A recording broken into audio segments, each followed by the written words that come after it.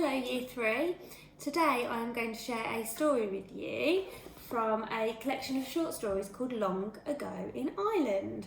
And this story that I'm going to read to you, I remember being read when I was a little girl, and I've actually told some of you about this character before when we were learning about Ireland in topic.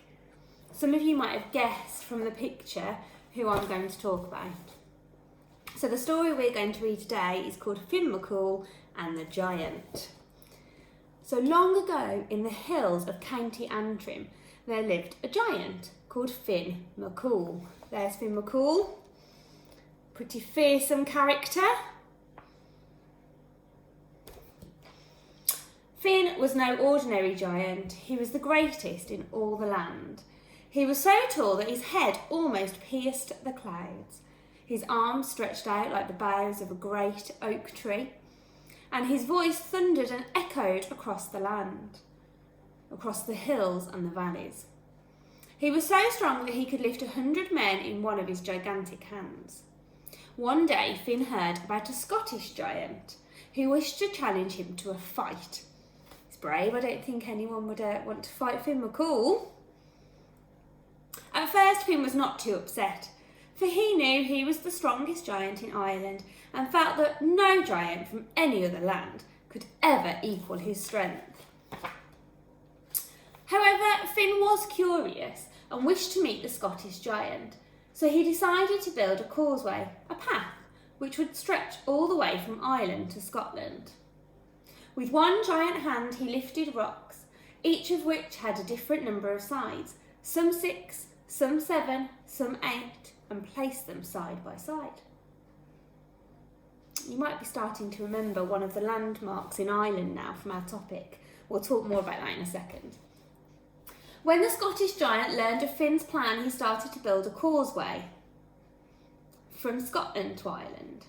And day after day, each giant toiled, that means worked hard, lifting handfuls of heavy rocks until the causeway stretched far out into the sea.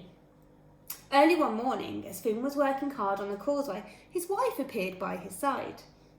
"Oh dear, my Finn," she said anxiously.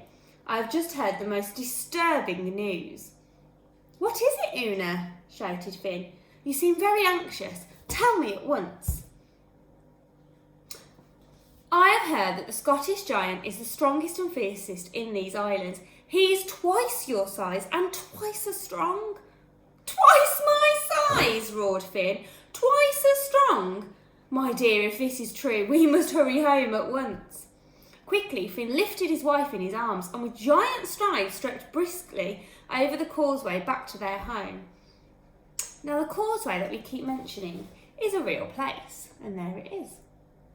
And you might know it as Giant's Causeway, and we did look at it in topic.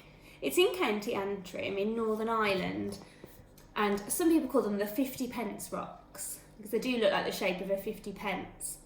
And this story is the story of how they ended up being there. But it's not a scientific story and it's not a true story, it's a myth. So this is a story people like to tell, but there isn't really any truth in it. But if you want to believe it, you can. As he sat at home on his huge armchair, Finn became more and more worried. Suddenly, in the distance, a loud roar was heard. Una opened the door, and to her dismay, striding stealthily across the newly built causeway was a huge figure of a man. Now remember, Una and Finn are giants, so if they think this man is huge, he must be extremely huge. "Finn," she called, "it's the Scottish giant, roaring and laughing as he steps closer and closer to Ireland. What are we going to do? He will be here in a few minutes." Now, Finn MacCool was not only the strongest giant in Ireland, he was also the cleverest. Immediately he thought of a plan. He found some giant baby clothes, a lovely blue bonnet with a pretty white frill, a pair of giant booties and a long silk gown.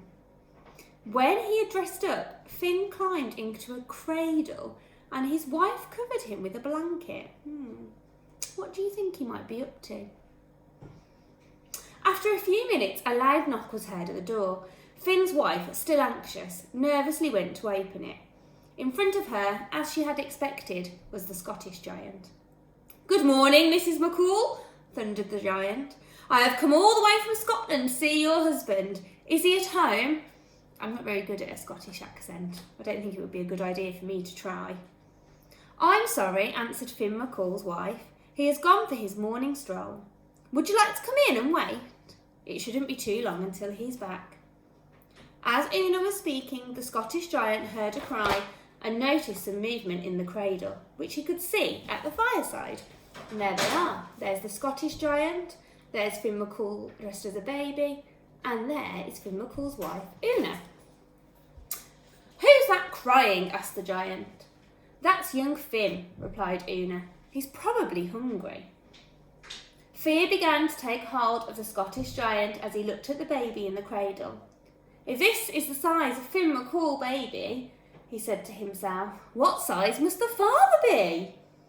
He waited no longer. Off he ran towards the causeway back to his own land. But that is not the end of the story.